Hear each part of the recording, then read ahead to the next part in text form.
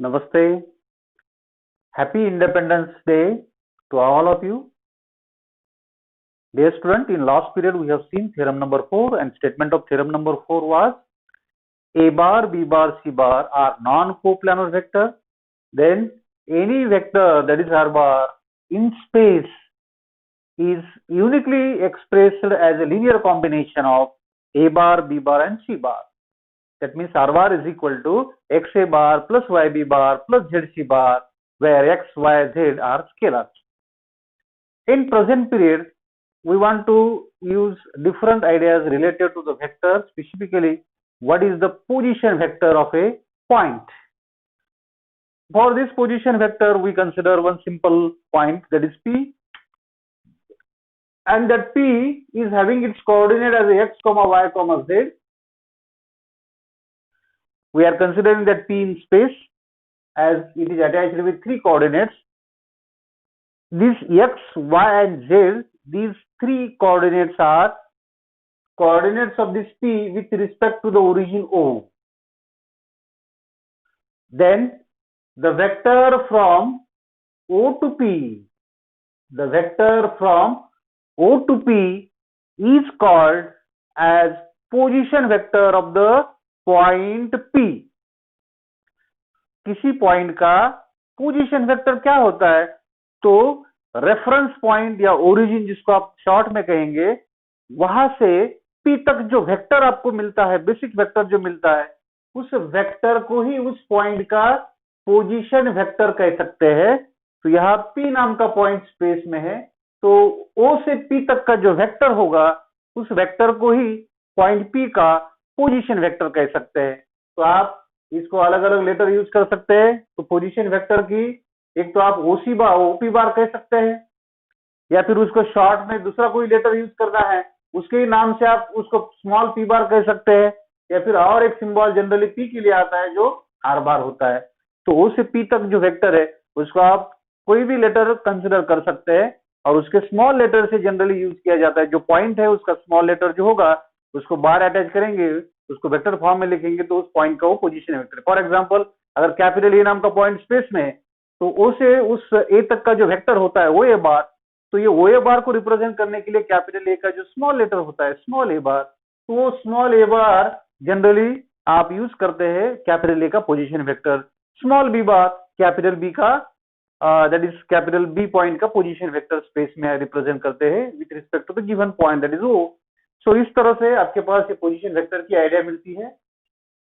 तो position vector of A point is nothing but the vector from initial point O to the terminal point P. So the vector which is formed by using or joining O and P, that is OP bar, is called as a position vector of point P. So this is simple idea. Now if I consider this point P in space, अगर वो point space में है, तो space में कोई भी point आप अगर यूज करते हैं तो इस तरह से आपके पास एक ज्योमेट्रिकल स्ट्रक्चर मिलता है. तो इस P से आप अगर परपेंडिकुलर ड्रॉ करते हैं, पहला परपेंडिकुलर, अगर उसके कोऑर्डिनेट्स आपके पास सप्लाइड है, P नाम का पॉइंट ऑलरेडी उसके कोऑर्डिनेट के साथ अगर वो आपको दिया है, तो ये कोऑर्डिनेट्स कहाँ कहाँ वर्क करते हैं ये आपको ऑलरेडी मालूम है. ये फिगर जो आपको ये स्ट्रक्चर आगे जाके पैरेललेलोपिपेड का स्ट्रक्चर मेंटेन करता है. तो आप कह सकते हैं कि P से पहला जो परपेंडिकुलर ड्रॉ करते हैं आप, वो YZ प्लेन के ऊपर ड्रॉ करते हैं, और उसका लेंथ है PM. तो ये जो PM है, ये पहले कोऑर्डिनेट की जो वैल्यू है उतने डिस्टेंस का होता है. तो ये डिस्टेंस x है, तो ये डिस्टेंस भी x होता है. अब आप अगर फर्स्ट क्वाड्रेंट में, फर्स्ट ऑक्टेंट में अगर उसको ले रहे हैं, तो ये सभी कोऑर्डिनेट्स पॉजिटिव होते हैं. अगर ऑक्टेंट आपका अलग है तो इसको मॉड के साथ यूज करना पड़ता है डिस्टेंस के लिए. अगर आप किसी पॉइंट के कोऑर्डिनेट को यूज करते हैं दूसरे ऑक्टेंट्स के लिए, फर्स्ट को छोड़ के, तो उसमें शायद पॉजिटिव नेगेटिव का स्ट्रक्चर मेंटेन होता है कोऑर्डिनेट के लिए. तो ये डायरेक्ट कोऑर्डिनेट ही डिस्टेंस मेंटेन करेगा, ये ऐसा नहीं कह सकते. लेकिन मॉड अगर अटैच करते हैं तो कोई भी ऑक्टेंट होगा उस केस में वो डिस्टेंस के लिए काम आता है. तो आपका P से लेकर M तक का डिस्टेंस क्या है? तो ये परपेंडिकुलर ड्रॉ किया है आपने कहा, तो YZ प्लेन के ऊपर. तो ये पैरेललेलोपिपेड के स्ट्रक्चर से ये परपेंडिकुलर PM जो है वो कितने डिस्टेंस का होगा? L से B तक का डिस्टेंस होगा. पैरेललेलोपिपेड से कितना होगा? O से लेकर A तक का भी डिस्टेंस होगा. ये N से लेकर C तक का भी डिस्टेंस होगा. तो ये जो आपको मिलता है PM, ये चारों के साथ इक्वल में आता है। तो इस तरह से आपके पास पैरेललोपिपेड का स्ट्रक्चर मिलता है। तो ये एक्स परपेंडिकुलर आपने पीएम के लिए यूज किया है। दूसरा परपेंडिकुलर कह सकते हैं कि आपका ये पी एन नाम का है। तो ये पी एन नाम का जो परपेंडिकुलर है कौन से प्लेन के ऊपर है, ये एक्सजेड प्लेन के ऊपर है। तो एक्सजेड प्लेन के ऊपर जो परपेंडिकुलर की लेंथ है ये इस सेकंड कोऑर्डिनेट के साथ डायरेक्टली y कह सकते हैं। फर्स्ट में आप अगर है तो y कहो, या फिर इन जनरल कहना है तो मॉड ऑफ y कह सकते हैं। लेकिन ये फर्स्ट ऑक्टेन है, इसलिए आपको x, y और z को मॉड यूज करने की जरूरत नहीं है, ये पॉजिटिव ही है, इसलिए वो डायरेक्ट डिस्टेंस के लिए यूज कर सकते हैं। तो आपके पास ये p से लेकर n तक का डिस्टेंस y है, जो सेकंड कोऑर्डिनेट जो परपेंडिकुलर की लेंथ है वो सेकंड कोऑर्डिनेट की वैल्यू होती है। अगर ये y है तो ये भी y है। पैरेललोपिपेड के स्ट्रक्चर से n से लेकर p तक का डिस्टेंस a से लेकर l तक का है, और यही डिस्टेंस o से लेकर b तक का है। तो इसको भी आप y कह सकते हैं और इसको भी आप y कह सकते हैं। मेरे पास तीसरा जो परपेंडिकुलर आता है वो p से लेकर l जो xy प्लेन के ऊपर आता है, और xy प्लेन के ऊपर जो परपेंडिकुलर है उसकी जो लेंथ है वो z होती है, mod of z in other octane. So z जो है वो जो pl है वही आपका mb है, वही आपका na है, और वही आपका oc है। तो o से लेकर c तक का डिस्टेंस भी आप कह सकते हैं z है। तो इस तरह से आपके पास ये जो कोऑर्डिनेट्स है तीनों, ये डिस्टेंस के लिए आप यूज कर सकते हैं। कौन कौन से परपेंडिकुलर है, उनकी लेंथ क्या हो सकती है, और वो कौन से डिस्टेंस के लिए एक्सिस के ऊपर यूज किया जा सकता है। तो आपको यहाँ एक इंफॉर्मेशन मिली है कि इस ओ से लेकर ए तक का जो लेंथ है पैरेललोपिपेड जो साइड मेंटेन करती है, तो ये जो लेंथ है वो एक्स है। ओ से लेकर बी तक की लेंथ इस परपेंडिकुलर के वाई के साथ अटैच होती है, और ओ से लेकर सी तक का जो लेंथ है वो जेड मीन्स थर्ड कोऑर्डिनेट जैसा होता है। तो ये पैरेललोपिपेड से आप इमीडिएटली कह सकते हैं। तो वही आपने यहाँ कहा है PM is equal to O is equal to X, PM is equal to O is equal to X, PN is equal to OB, PN is equal to OB is equal to Y, and similarly this PL is equal to OC is equal to Z. Okay, by using this we can immediately consider the coordinates of this A, B and C. We can say that at a distance of x unit from origin A is there, so this is x, 0 and 0.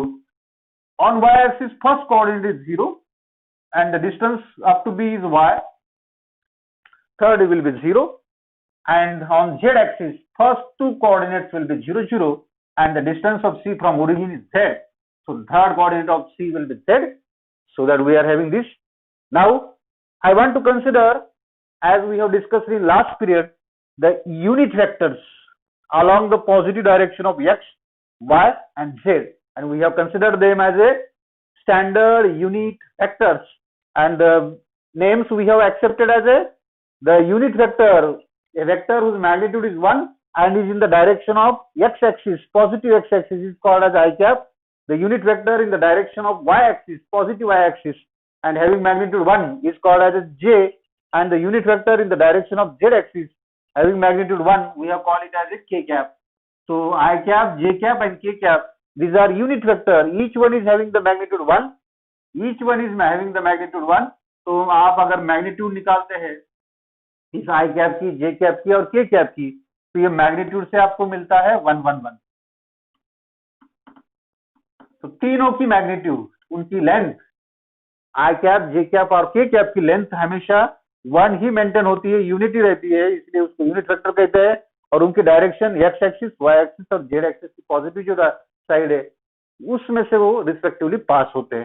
तो आपको इसके बाद में आपका एक work होता है कि ओ से लेकर ए तक का जो वेक्टर है और इस यूनिट वेक्टर की डायरेक्शन तो सेम है, और अगर सेम डायरेक्शन है तो उनको कोलिनियर कह सकते हैं। और कल के थ्योरम के हिसाब से दो वेक्टर अगर कोलिनियर है तो लीनियर स्केलर मल्टीपल में आप ले सकते हैं। तो एओ नाम का जो वेक्टर है, एओ नाम का वेक्टर आई कैप का यूज करके, आई कैप से वो ज्यादा मैग्नीट्यूड वाला अगर आपको यहाँ दिखाई देता है तो उसको आई कैप को किसी नंबर से मल्टीप्लाई करके वो एक बार इतना हो सकता है।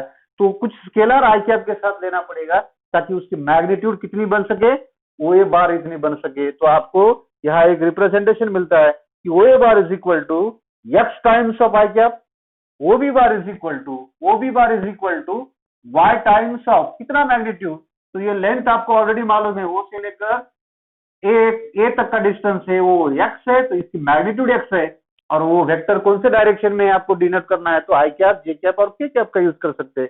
इसीलिए आपका डायरेक्टली वो एक्स वाई जेड जो कोऑर्डिनेट पी के लिए थे वो ओ A bar x I cap O B बार, ये बी से तक का डिस्टेंस आप अगर लेते हैं तो y है, और ये वेक्टर तैयार करना है तो इस y नंबर को जे कैप से मल्टीप्लाई करेंगे, तो कल के जैसा आपने ओ बी बार डिसाइड किया था वो y times of J cap, और ओ से लेकर सी तक का जो मैग्नीट्यूड है वो जेड है, और इसमें से पास होने वाला जो यूनिट वेक्टर है वो के कैप है, तो ओ से लेकर सी तक का जो वेक्टर है उसको रिप्रेजेंट करना है, तो उसकी मैग्नीट्यूड जेड मेंटेन करो और उसकी डायरेक्शन के कैप जैसी है, तो आप ओसी बार को रिप्रेजेंट करते समय जेड इंटू के कैप कह सकते हैं। तो ये वेक्टर जेड मैग्नीट्यूड वाला है और कौन से डायरेक्शन में है, तो जिस डायरेक्शन में आपकी जेड एक्सिस है उस डायरेक्शन में ओसी बार है। तो इस तरह से आपके पास ये तीनों वेक्टर एक्स वाई जेड नाम के स्केलर के साथ कहो ये रिप्रेजेंट होते हैं, ये स्केलर ही उस पी के कोऑर्डिनेट है।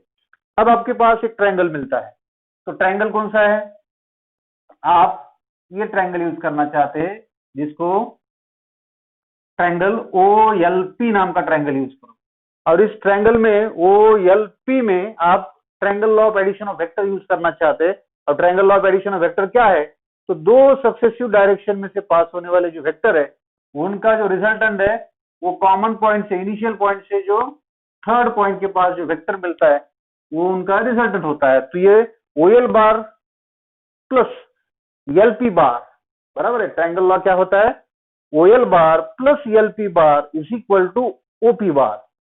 So I am writing by using the triangle law of addition of vector as a OP bar is equal to OL bar plus LP bar, OL bar plus LP bar. Now I can replace this OL bar.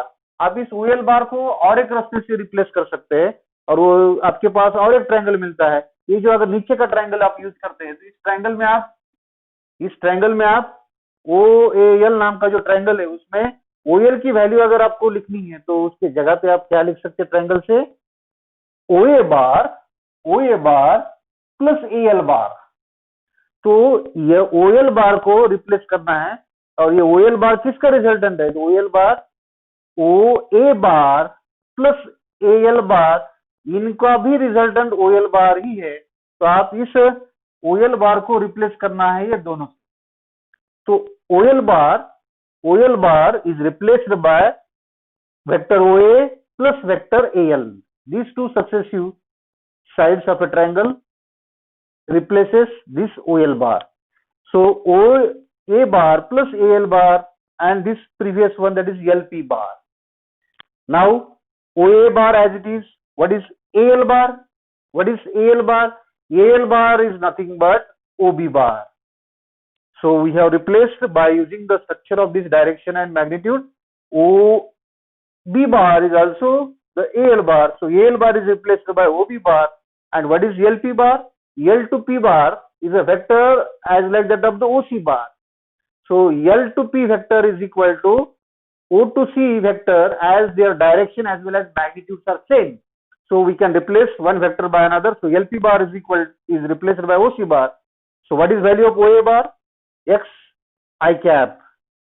What is value of OB bar? Y j cap. What is value of OC bar? Z k cap. So the vector which we have got as a OP bar, we have got it as X into I cap plus Y into J cap plus Z into K cap. What this indicates? This indicates that we have taken a point in the space whose coordinates are x comma y comma z, and we have represented that OP bar. What is OP bar? OP bar is nothing but position vector of that point. So any point present in the space, its position vector OP bar, कोई भी point अगर space में है तो उसका position vector आई जे और के का यूज करके आप रिप्रेजेंट कर सकते हैं। तो यहां से ये आइडिया क्लियर हो रही है, ओपी बार, और उसको क्या चाहिए, तो आई जे के साथ में जो नंबर है वो नंबर उस पॉइंट के क्या होते हैं, कोऑर्डिनेट्स होते हैं। आई के साथ कौन सा नंबर होता है, आई के साथ होता है पहला कोऑर्डिनेट, बराबर है। जे कैप के साथ कौन सा नंबर होता है, दूसरा कोऑर्डिनेट, और के कैप के साथ में कौन सा नंबर होता है, तीसरा कोऑर्डिनेट। तो इस तरह से किसी भी पॉइंट के कोऑर्डिनेट को आप यूज करके उनके साथ आई कैप, जे कैप, के कैप मल्टीप्लाई करके उनको अगर ऐड करते हैं तो ये जो वेक्टर मिलेगा वो वेक्टर ही उस पॉइंट का पोजीशन वेक्टर होता है, वो वेक्टर ही उस पॉइंट का पोजीशन वेक्टर होता है। अगर मैं एग्जांपल के लिए कहता हूं कि मेरे पास एक पॉइंट है जिसका कोऑर्डिनेट आपके पास है 2, 3 एंड 4। कोई पॉइंट अगर स्पेस में है और उसका अगर नाम मान लो ओ ए, दैट इज कैपिटल ए है, तो इस कैपिटल ए नाम के पॉइंट का ओरिजिन से जो वेक्टर मिलेगा जिसको आप पोजीशन वेक्टर कहते हैं, और उसको अगर आप लेते हैं लेटर दैट इज स्मॉल ए, तो इस ए बार की वैल्यू अगर फाइंड करनी है, या फिर ए बार को ही आप क्या कह सकते हैं, ओ ए बार कह सकते हैं। तो ओ ए बार जो ए नाम का पॉइंट स्पेस में, उसके कोऑर्डिनेट आपको मालूम है, तो इस पॉइंट के कोऑर्डिनेट का यूज करके उस पॉइंट का पोजीशन वेक्टर आप डायरेक्टली कह सकते हैं कि पहले जो कोऑर्डिनेट है 2 उसको आई कैप से मल्टीप्लाई करो, दूसरे कोऑर्डिनेट को जे कैप से मल्टीप्लाई करो, और तीसरे कोऑर्डिनेट को के कैप से मल्टीप्लाई करके तीनों को ऐड करो। ये जो वेक्टर मिलेगा, ये वेक्टर क्या होगा, तो ये वेक्टर ओ ए बार होगा। ओ ए बार क्या है, तो ओ ए बार इस ए का पोजीशन वेक्टर है। ओ ए बार क्या है, उस ए का पोजीशन वेक्टर है। तो उसको आप ओ ए बार कहो या फिर ए का पोजीशन वेक्टर है तो उसको स्मॉल ए बार कहेंगे तो भी उसको एक्सेप्टेड है। तो इस तरह से आपके पास कोई भी पॉइंट स्पेस में अवेलेबल है तो उनके कोऑर्डिनेट को आईजे क्लिक से मल्टीप्लाई करके उनको ऐड करो, तो जो नया वेक्टर मिलेगा वो वेक्टर पोजीशन वेक्टर होता है उस पॉइंट का। तो ये आइडिया अगर आपके पास है, तो अगर आपके पास कोई वेक्टर अवेलेबल है स्पेस में तो उसका मैग्नीट्यूड कैसे निकालना है।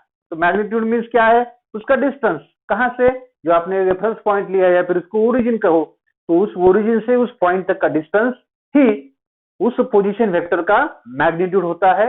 तो मैग्नीट्यूड किसी वेक्टर का निकालते हैं तो उसको आप मॉड सिंबल से यूज करते हैं, और मॉड ऑफ ओपी बार, आप ओपी बार का मैग्नीट्यूड निकालते हैं।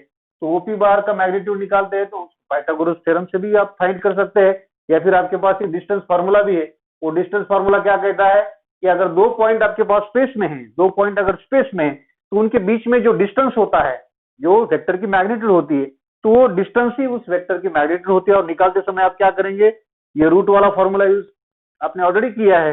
तो रूट में क्या लिखेंगे, पहले की सब्सट्रैक्शन ब्रैकेट का स्क्वायर, दूसरे की सब्सट्रैक्शन ब्रैकेट का स्क्वायर, तीसरे की सब्सट्रैक्शन ब्रैकेट का स्क्वायर। तो यहाँ x माइनस 0 होल स्क्वायर, तो ये क्या मिलेगा, सिर्फ x स्क्वायर मिलेगा। y माइनस 0 होल स्क्वायर तो y स्क्वायर ही मिलेगा। z माइनस 0 होल स्क्वायर तो z स्क्वायर ही मिलेगा। तो किसी भी पॉइंट तक का डिस्टेंस ओरिजिन से वो उस वेक्टर का, उसके पोजीशन वेक्टर की मैग्नीट्यूड होती है। उसके पोजीशन वेक्टर की मैग्नीट्यूड क्या होती है, तो जो पॉइंट आपको दिया है स्पेस में, ओरिजिन से उस पॉइंट तक का डिस्टेंस ही उस पोजीशन वेक्टर की मैग्नीट्यूड होती है। तो इस तरह से ये सिंपल कंसेप्ट है। अब आपके पास है कंपोनेंट फॉर्म ऑफ आर बार, जो ऑलरेडी आपने डिस्कस किया है। तो आपके पास अगर आर बार नाम का एक वेक्टर है और जो क्या है, पोजीशन वेक्टर है। पोजीशन वेक्टर है कौन से पॉइंट का, जो आपने पॉइंट मान लो पी लिया है, तो उस पी का पोजीशन वेक्टर अगर स्मॉल में रिप्रेजेंट करते हैं, दैट इज आर बार। तो इस पी का पोजीशन वेक्टर अगर आर बार है, तो इस ओ के रेफरेंस में अगर वो आर बार है, तो आप इस ओपी बार को, जैसे आपने यहाँ ऑलरेडी कहा है, ओपी बार को जो वैल्यू मिली थी आपको एक्स आई क्या प्लस वाई जे क्या प्लस जेड की क्या, इस वैल्यू को ही आप आर बार कहेंगे। तो आर बार की वैल्यू क्या मिली है आपको, तो आर बार की वैल्यू मिली है एक्स आई कैप प्लस वाई जे कैप प्लस जेड के कैप। तो इस तरह से आपके पास ये आर बार मिलता है। तो ये अगर आर बार आपके पास कभी अवेलेबल है कंपोनेंट फॉर्म में, अगर वो आर बार आपके पास अवेलेबल है आई के इस करके जो वेक्टर आपके पास अवेलेबल है, तो उस केस में जो आई जे और के साथ में जो नंबर्स होते हैं, आई जे के साथ में जो नंबर्स होते हैं, उन नंबर्स को ही आप कहना चाहते हैं components of this R bar. Components of this R bar along that is O X, O Y and O Z axis. तो एक तो आप इस एक्सेस को यूज करो या फिर आई कैप, जे कैप, के कैप का कंपोनेंट है, ऐसा आप कह सकते हैं। तो एक्स वाई जेड जो यहाँ मिले हैं आपको आई जे के साथ में मल्टीपल्स, वो एक्स वाई जेड ही कंपोनेंट है आर बार के, इतना आप कहना चाहते हैं। जैसे आपको यहाँ मिला है, ये जो आपको मिला है ये बार, तो ये बार के कंपोनेंट क्या है, तो ये बार के कंपोनेंट है 2 3 4।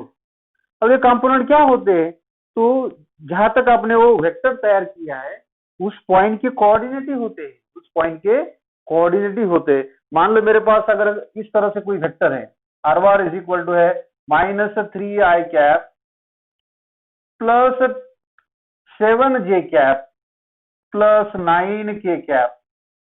अगर आपके पास ये आर बार है तो इस आर बार से आप कहना चाहते हैं कंपोनेंट क्या है आर बार के, तो आर बार के कंपोनेंट क्या होंगे, -3 7 9।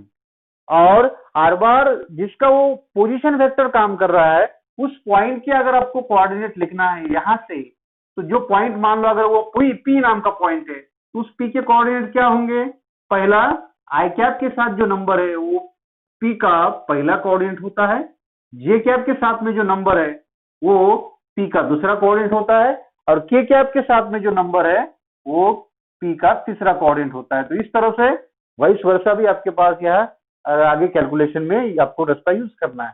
तो ये simple concept component form of A vector that is are bar. When 2 points are given in the space, we want to find vector between 2 points. How to find vector between 2 points? Means point A is given in the space, point B is given in the space, as well as their position vector with reference to the origin O. With reference to the origin O are that of A, OA bar is the position vector, or shortly it is called as a small a bar. Position vector of this B, point B, is the vector from O to B, that is vector OB bar, or in single name it is represented by small b bar. So the vectors OA bar and vector OB bar are called as position vectors of the point A and point B. Shortly they are represented in simple language A bar and B bar. So these 2 points with their position vectors we are having, and this structure is just like the dot of the triangle. And when we are having triangle and sides are represented by vectors in magnitude and direction, in that case we can use triangle law of addition of vector, and the triangle law of addition of vector gives us the value of this AB bar. So what is AB bar? AB bar by triangle law gives us the sum of these two vectors, that is AO bar plus OB bar. I am taking specially vector from O, that is vector from A to O. First of all, we have to take vector from A to O and successively O to B. These two vectors, when added, uses the resultant as a third vector passing through the third side of the triangle at a initial point to the end point. So this is the triangle law. By this we are getting AB vector, vector AB bar as vector AO bar plus OB bar. I am changing that AO bar as a OA bar. AO bar and OB bar, these are in equal magnitude but in opposite direction. So when one another is replaced, we have to use minus sign. So AO is replaced by minus of OA. Okay, and this OB bar as it is. If I take positive first, there is OB bar minus OA bar. So what is the value? AB bar we have got as a OB bar minus OA bar. So what is OB bar? OB bar is a position vector, और ये OB bar OB bar किसका position vector है? OB bar है capital B नाम के point का position vector, और OA bar किसका वेक्टर है? OA bar है कैपिटल A नाम के पॉइंट का पोजीशन वेक्टर। तो OA bar और OB bar ये दो पोजीशन वेक्टर की डिफरेंस, ये दो पोजीशन वेक्टर का अगर आप डिफरेंस लेते हैं, उसमें आप अगर A से B तक फाइंड करते हैं तो सेकंड पॉइंट कौन सा है? B है। तो सेकंड पॉइंट का पोजीशन वेक्टर पहले लिखना पड़ता है। सेकंड पॉइंट का पोजीशन वेक्टर में से पहले पॉइंट का पोजीशन वेक्टर सब्सट्रैक्ट करना पड़ता है। ये जनरल रूल है आपका, हो ये बी बार रहो या पी क्यू बार रहो या सी डी बार रहो, एक्स वाई बार रहो, कोई भी दो पॉइंट्स अगर स्पेस में उनके बीच में अगर आप वेक्टर फाइंड करना चाहते हैं तो पहला पॉइंट दूसरा पॉइंट और वो वेक्टर है, तो दूसरे पॉइंट के पोजीशन वेक्टर से पहले पॉइंट के पोजीशन वेक्टर को आप सब्सट्रैक्ट करेंगे। For example, if I am having m and n points and I want to get the vector mn bar, so what will be in right hand side? Mn bar will be n bar, that is small n bar minus small m bar, means point n का position vector minus point m का vector. तो इस तरह से A B bar की value आपको मिली है, A B bar की वैल्यू मिली है B bar minus A bar. तो ये सेकंड पॉइंट का पोजीशन वेक्टर पहले यूज करो और उसमें से पहले पॉइंट का पोजीशन वेक्टर सब्सट्रैक्ट करो। और यही आपके, अगर इस एग्जांपल से आप समझना चाहते हैं तो इन जनरल आपके पास ए नाम का पॉइंट ये तीनों कोऑर्डिनेट के साथ है x1 y1 z1, बी नाम का पॉइंट ये तीनों कोऑर्डिनेट के साथ है x2 y2 z2, और आपने कहा है कि अगर कोई पॉइंट स्पेस में उसके कोऑर्डिनेट अगर सप्लाइड है तो उसका आप डायरेक्टली पोजीशन वेक्टर फाइंड कर सकते हैं और इन कोऑर्डिनेट्स को आप आईजेके से मल्टीप्लाई करो और मल्टीप्लाई करने के बाद उस पॉइंट का पोजीशन वेक्टर मिलता है। अगर वो ए पॉइंट है तो उसका पॉइंट का पोजीशन वेक्टर आप वो ए बार कह सकते हैं, वो अगर रेफरेंस पॉइंट है तो वो ए बार उस ए का पोजीशन वेक्टर कहेंगे और इस x1 y1 z1 को आईजेके से मल्टीप्लाई करेंगे तो इस ओ ए बार या ए बार की वैल्यू मिलती है जो x1 i cap plus y1 j cap plus z1 k cap. उसी तरह से बी नाम के पॉइंट के कोऑर्डिनेट आपके पास अवेलेबल है, इनको अगर आईजे के कैप से मल्टीप्लाई करेंगे, ऐड करेंगे तो इस बी के पोजीशन वेक्टर की वैल्यू मिलती है जिसको आप ओबी बार या बी बार कहो। तो ये मिलता है x2 i cap plus y2 j cap plus z2 k cap. अब आपके पास अवेलेबल आपका टारगेट है ए बी बार फाइंड करना है। तो ए बी बार की वैल्यू क्या है? B bar minus A bar means O B bar minus O A bar. तो आपको इस ओ B bar minus O A bar से B bar minus A bar, what is the value of B bar? B bar is having x2 i cap plus y2 j cap plus z2 k cap. So this vector I have written minus in between them by this structure, and the value of a bar is, or value of OA bar is x1 i cap plus y1 j cap plus z1 k cap. So in we have written in bracket. Now taking this minus to each terms, internal terms, इस minus से अगर हर एक term को multiply करेंगे तो तीनों terms negative होते हैं, लेकिन ये तीनों में से एक टर्म ऐसी जिनके पास आई कैप है, ये तीनों में एक टर्म ऐसी है जिनके पास जे कैप है और तीनों में एक टर्म है जिनके पास के कैप है। अब यहाँ पहले ब्रैकेट में भी आई कैप जे कैप के कैप कंटेन करने वाले टर्म्स है, तो आप आई कैप वाले टर्म्स को एक साथ लेना चाहते हैं और वो कॉमन भी निकालना चाहते हैं आई कैप को, और जे कैप को कॉमन निकाल के उसके साथ जो नंबर है वो ब्रैकेट में लिखेंगे, के कैप को भी आप कॉमन निकालते हैं। तो मेरे पास ये सभी निगेटिव में है x1 y1 z1, उनके साथ आई जे के कैप है। तो आपको अगर आई कैप कॉमन निकालना है तो पहले आई कैप के साथ है x2 और दूसरे आई कैप के साथ है माइनस x1, तो ये दोनों से आई कैप निकालते हैं तो x2 माइनस x1 नाम का ब्रैकेट यहाँ तैयार होगा ए बी बार के लिए। पहला प्लस होगा जे कैप के साथ क्या क्या है, यहाँ जे कैप के साथ है y2 और इस जे कैप के साथ है माइनस y1, तो आप जे कैप कॉमन निकालते हैं तो इसके साथ मिलेगा y2 माइनस y1 नाम का ब्रैकेट, और के कैप को कॉमन निकालते हैं तो z2 माइनस z1 नाम का ब्रैकेट के कैप के साथ। तो इस तरह से कोई भी वेक्टर अगर उसके पॉइंट्स के कोऑर्डिनेट आपके पास अवेलेबल है तो दो पॉइंट को ज्वाइन करेंगे तो उसका जो वेक्टर आपको मिलेगा वो ए बी रहो या पी क्यू रहो, वो वेक्टर निकालने के लिए उनके शॉर्ट में अगर कहना है, एक बार आप उस कोऑर्डिनेट को चेक करो, उसके कोऑर्डिनेट क्या है x1 y1 z1, इसके x2 y2 z2। और क्या करते हैं वेक्टर तैयार करते समय? वेक्टर तैयार करते समय आप क्या करते हैं, ये ब्रैकेट के बाहर आईजेके से मल्टीप्लाई करो। Okay, simple idea to get vector joining two points, IJK से मल्टीप्लाई करो। ब्रैकेट के अंदर क्या करना है, तो दो पॉइंट्स के पहले पहले की सब्सट्रैक्शन लिखना है। आप अगर ए से बी तक फाइंड करते हैं तो बी के कोऑर्डिनेट से हर वक्त बी के कोऑर्डिनेट को पहले यूज करो, उसके बाद में माइनस यूज करो और उसके बाद में ए के कोऑर्डिनेट उसमें से सब्सट्रैक्ट करो।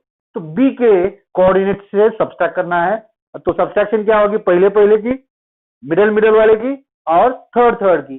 तो पहले पहले की सब्सट्रैक्शन करेंगे तो x2 माइनस x1 का स्ट्रक्चर पहले आई कैप के साथ मिलता है, मिडल में है y2 माइनस y1, उनका डिफरेंस y2 माइनस y1 ले लो, उसके साथ जे कैप ले लो, और z2 माइनस z1 ले लो, उसके साथ के कैप ले लो, और बीच में यहाँ तीनों को ज्वाइन करने के लिए प्लस यूज करना है। तो इस तरह से पॉइंट्स के कोऑर्डिनेट अवेलेबल है तो उसके बीच में जो वेक्टर मिलता है वो आप इजीली फाइंड कर सकते हैं। अब इसके बारे में कुछ ऑब्जर्वेशन है और ये लास्ट ऑब्जर्वेशन होगा, इसके बाद एग्जाम्पल स्टार्ट करना चाहते हैं। तो ऑब्जर्वेशन ऐसा है कि इस स्ट्रक्चर से कोई भी पॉइंट्स आप अगर अवेलेबल आपके पास है ए और बी, तो उसका वेक्टर तैयार किया जा सकता है।